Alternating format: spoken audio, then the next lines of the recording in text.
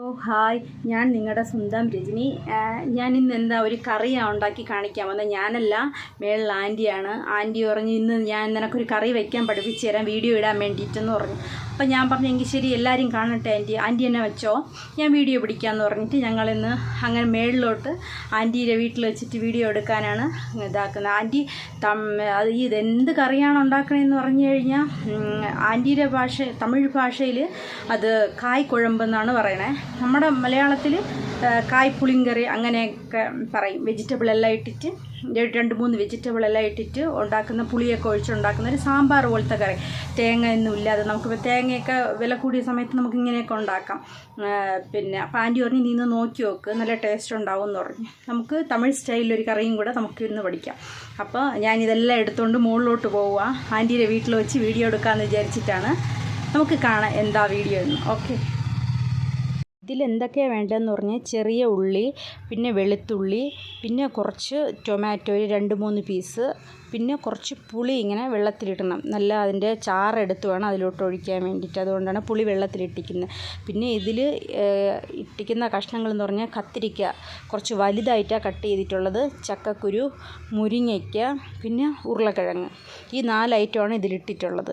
ഇപ്പോൾ നമുക്ക് വേണമെങ്കിൽ നമ്മളെ ഇഷ്ടത്തിന് വേറെ കായ്കൾ ഇടാം, വാഴയ്ക്ക ഇടാം, എന്ത് വേണമെങ്കിലും ഇടാം. ഉരുളക്കിഴങ്ങും കൂടെ അതിലോട്ട് ആഡ് ചെയ്യണം. ഇതിപ്പോൾ ചക്കക്കുരുവൊക്കെ കിടന്നുകൊണ്ട് മാത്രമാണ് ഇതിട്ടത്. പിന്നെ നമുക്ക് മുരിങ്ങയ്ക്കയും പിന്നെ ഉരുളക്കിഴങ്ങ്, നമ്മളെ നാട്ടിൽ കിട്ടുന്ന കായ് അതൊക്കെ ഇടാം.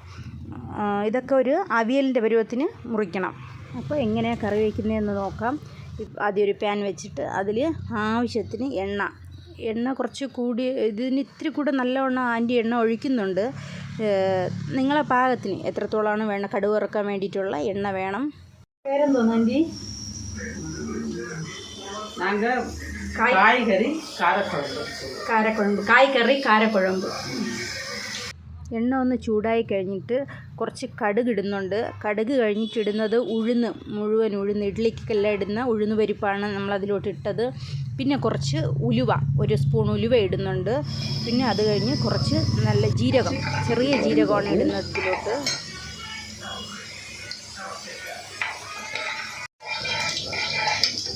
നല്ല കടുക് പൊരിച്ച് വരുമ്പോൾ കറിവേപ്പില, ഉടനെ വെങ്കായമോ ഉള്ളിയോ വെളുത്തുള്ളിയോ നല്ല വഴറ്റണം. ഇത് നല്ല കണ്ണാടി പോലെ വറുക്കണം. ഇതെല്ലാം ഒന്ന് ഫ്രൈ ആയി വരുമ്പോൾ ഉള്ളിയും വെളുത്തുള്ളിയും എല്ലാം ഇട്ട് പിന്നെ ടൊമാറ്റോയാണ് ഇടുന്നത്. ടൊമാറ്റോ ഇട്ട് നല്ലവണ്ണം വഴറ്റണം ഇത്. അത് കഴിഞ്ഞ് കുറച്ച് മഞ്ഞൾപ്പൊടി കൂടെ ചേർക്കുക ഇതിലോട്ട്. ടൊമാറ്റോയുടെ കൂടെ കിടന്ന് നല്ലവണ്ണം ഒന്ന് വെന്തുടഞ്ഞ് വന്നിട്ട് വേണം പിന്നെ ഒരു ഐറ്റം വേറെ ഉള്ളത് ചേർക്കാൻ വേണ്ടിയിട്ട്. നല്ലവണ്ണം ഒന്ന് വഴണ്ടി വന്നിട്ടുണ്ട്. ഇനി മസാല ചേർക്കാം.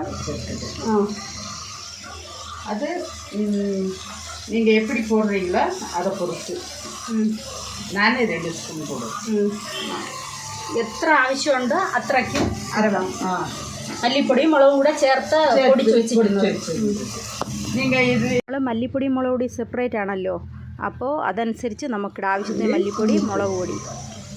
കല്ലുപ്പ് ആൻറ്റി? ആമാ, കല്ലുപ്പ്.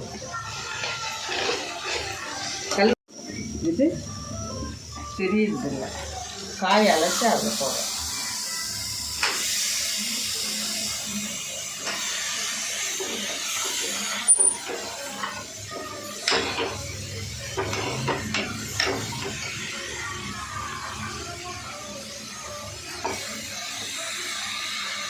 இட்டு ஒரு 2-3 நிமிஷம் நல்லா வதக்கணும்.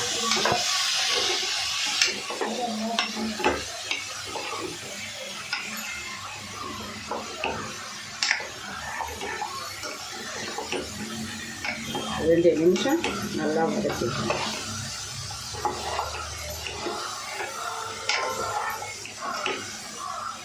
എല്ലാം കളർഫുൾ ആയിട്ടുണ്ട്. പുളി ഒഴിക്കും. പുളി ഒഴിക്കണം. ഇപ്പം ഇല്ല, അപ്പുറം അതാ ഒഴിക്കണം. ஒரு 5 நிமிஷம் இந்த மாதிரி நல்லா வதக்கிட்டு தண்ணி ஊற்றிடணும். நமக்கு எவ்வளோ தண்ணி வேணுமோ. ஃப்ரையாக பண்ணிக்கினாலும் பண்ணிக்கலாம். நமக்கு சாப்பாட்டுக்கு வடிக்கணும். என்ன சொல்கிறது, ஒழிக்கணும்.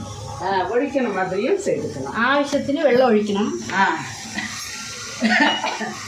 இது மாதிரி கொஞ்சம் இன்னும் புளி வெள்ளம் வேறு ஊற்றும்ல, அதனால் இது வரைக்கும் வச்சுட்டு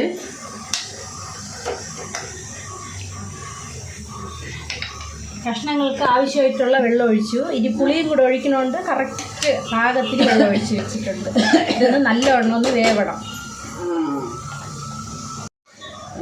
இந்த புளி தண்ணியை நல்லா கரைச்சிட்டு ஒரு ஒரு ஒரு கிண்ணத்தில் மாற்றி வச்சுக்கலாம். அது வடிச்சு வச்சுக்கணும். தெரியுதுல்ல?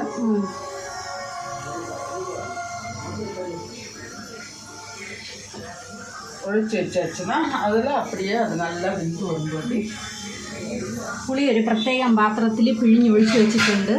ഇനി അത് വെന്ത് വരുമ്പോൾ അതിലോട്ട് ഒഴിക്കാൻ വേണ്ടിയിട്ടാണ്. വെന്ത് വരാതെ അതിനാൽ വീട്ടിൽ സാപ്പാട് കൊടുത്തിട്ടില്ല. ഇല്ല, എന്നാ വെച്ചിട്ടേണ്ട 1:45 കൊടുക്കും. ഇതൊന്ന് നല്ല വെന്ത് വരുന്നവരെ മൂടി വയ്ക്കാം. പിന്നെ ഇത് ആൻറ്റിയുടെ ഒരു സ്പെഷ്യൽ തട്ട് ഇഡലിയാണ്. ആൻറ്റി രാവിലെ ഉണ്ടാക്കിയതാണ്. ഇങ്ങനെ ആവി വരുന്ന പാത്രത്തിൽ മാവ് ഒഴിച്ച് വെച്ചിട്ട് ഇഡ്ഡലി ഉണ്ടാക്കുന്നതാണ് ഇത്. പിന്നെ ഞങ്ങൾ കുറച്ച് നേരം അങ്ങ് സംസാരിച്ച ഇടയ്ക്ക് അപ്പോഴത്തേക്കും കറിയൊന്ന് വെന്തെന്ന് തോന്നുന്നു.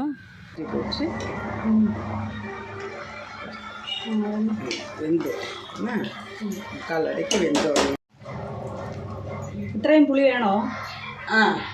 புளி கொஞ்சம் விட்டாச்சுன்னா நல்லா இருக்கும்.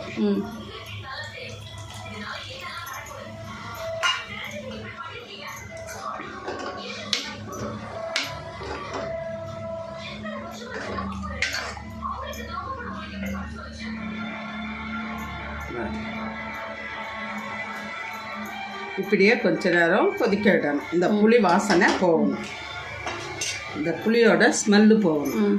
அப்போ எண்ணெய் இப்படி கூடி வரும். നല്ലവണ്ണം ഒന്ന് പുളി കിടന്ന് വെന്തിട്ട് എണ്ണയൊക്കെ മുകളിൽ തെളിഞ്ഞ് വരണം. അപ്പോഴാണ് അതാവുന്നത്.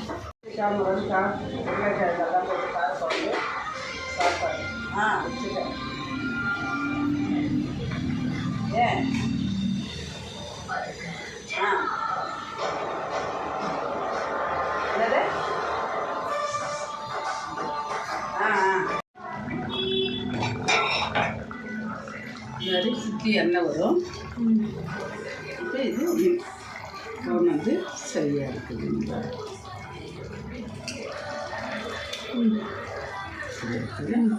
ഈ കളർ വരുമല്ലേ? ஆமாம், இந்த கலரில் வரும்.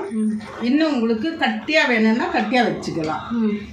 தண்ணியாக வேணும்னா இது இது மாதிரி சாப்பாட்டுக்கு போட்டு சாப்பிட இது நல்லா இருக்கும். நீ கடுகு வறக்க ஒன்றும் வேண்டல? ஒன்றும் வேண்டாம். ஃபஸ்ட்டுலேயே கடுவெல்லாம் வறுத்து போட்டாச்சு. வெறும் இப்போ கொத்தமல்லி மட்டும் வச்சுடுறேன். ഇരിക്കണ കൊത്തമല്ലി? കൊത്തമല്ലി ഇല്ല, കൊത്തമല്ലി ഇപ്പോൾ ഇല്ല. കുറച്ചിങ്ങനെ അതിൻ്റെ മുകളിൽ ഇങ്ങനെ ഇടണം. ശരി. മല്ലിയില, കൊത്തമല്ലി എന്ന് പറഞ്ഞാൽ മല്ലിയില. അപ്പോൾ ഇത്രയേ ഉള്ളൂ. പെട്ടെന്ന് ഈസി ആയിട്ട് ഉണ്ടാക്കാം.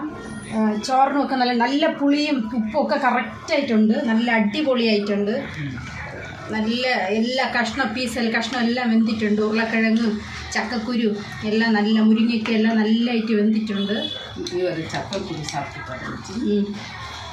ഇത് ഞാനൊന്ന് നോക്കട്ടെ, ടെസ്റ്റ് ചെയ്ത് നോക്കട്ടെ കൊള്ളാമോ എന്ന്. ഇത് നമുക്ക് വേണമെങ്കിൽ കായ്കളൊക്കെ കുറച്ച് ചെറുതായിട്ട് അരിഞ്ഞെടുക്കാം, അവിയലിൻ്റെ ഒരു കണക്കിന്. ഇതിപ്പോൾ അങ്കിളിൻ്റെ ഒരു ഇഷ്ടത്തിന് വേണ്ടിയിട്ടാണ് ഇങ്ങനെ വെച്ചിട്ടുള്ളത്. അങ്കിളിന് കായ്കളൊക്കെ വലുതായിട്ടാണ് ഇഷ്ടം, അതുകൊണ്ടാണ്. നല്ല ടേസ്റ്റുണ്ട്, അടിപൊളിയാണ്. നമ്മളെന്നും രാവിലെ എണീറ്റ് എന്ത് കറി ഉണ്ടാക്കണമെന്നുള്ളൊരു ടെൻഷനിൽ നമുക്ക് ഇങ്ങനെയൊക്കെ പെട്ടെന്ന് ഈസി ആയിട്ടൊക്കെ ഉണ്ടാക്കാൻ പറ്റുന്നൊരു കറി സൂപ്പറാണ്. പിന്നെ വെറൈറ്റി ആയിട്ട് ഉണ്ടാക്കുകയും ചെയ്യാം.